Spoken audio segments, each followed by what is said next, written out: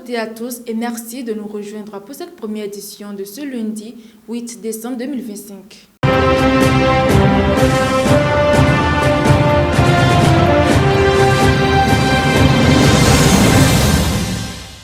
On démarre cette randonnée informative avec une tentative de coup d'État déjouée au Bénin. Au Bénin, le pays a frôlé un basculement historique dimanche dernier. Tôt dans la matinée, un groupe de 8 militaires armés a fait irruption sur la télévision publique, interrompant les programmes pour annoncer la destitution du président Patrice Talon. Se présentant comme le comité militaire pour la refondation, les putschistes ont justifié leur démarche par la dégradation de la situation sécuritaire au nord du pays, la négligence envers les soldats tombés au front, mais aussi par des accusations de promotion injuste. Pendant plusieurs heures, l'incertitude a régné. Des coups de feu ont été entendus à Cotonou, l'accès à la présidence et à la télévision nationale a été temporairement bloqué et certains quartiers stratégiques, dont ceux abritant les institutions internationales, ont été quadrillés. Mais la réaction de l'armée régulière a été rapide. Dès le début d'après-midi, les autorités annonçaient l'arrestation d'une douzaine de soldats et la reprise du contrôle total de la capitale. À 20h, le président Patrice Talon s'est exprimé depuis le palais présidentiel, affirmant que la situation était totalement sous contrôle et condamnant une initiative isolée et irresponsable. Toujours en Afrique de l'Ouest, mais cette fois-ci plus au nord, un autre pays est confronté à une montée de violence. Au Mali, après 2 semaines d'accalmie, les attaques djihadistes contre les livraisons de carburant ont repris. Samedi, près de Boukouni, dans le sud du pays, au moins 15 camions-citernes ont été incendiés lors d'une embuscade revendiquée par le groupe de soutien à l'islam aux musulmans affiliés à Al-Qaïda. Le convoi, escorté par l'armée malienne, tentait de rejoindre Bamako, encore fragile après plusieurs semaines de pénurie sévère.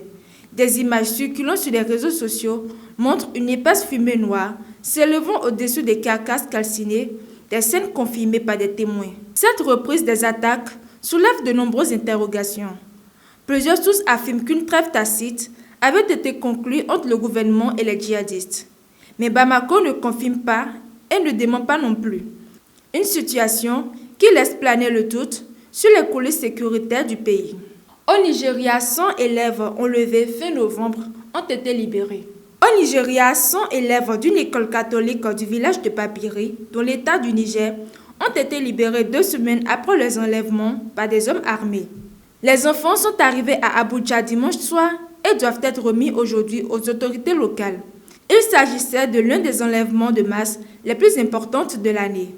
En tout, 303 élèves et 12 enseignants avaient été enlevés le 21 novembre. Une cinquantaine avait réussi à s'échapper, mais près de 165 personnes restent introuvables. Quittons maintenant le continent africain pour l'Europe où une nouvelle réunion diplomatique s'ouvre à Londres autour de la guerre en Ukraine. À Londres, plusieurs membres de la coalition des volontaires se réunissent aujourd'hui pour discuter des négociations en cours entre les États-Unis, la Russie et l'Ukraine. Emmanuel Macron, le chancelier allemand Friedrich Merz et le premier ministre britannique veulent afficher une position commune alors que les capitales européennes sont largement tenues à l'écart du processus diplomatique. Depuis le 20 novembre, Washington mène seule les discussions avec Moscou et Kiev autour d'un plan de paix en 28 points.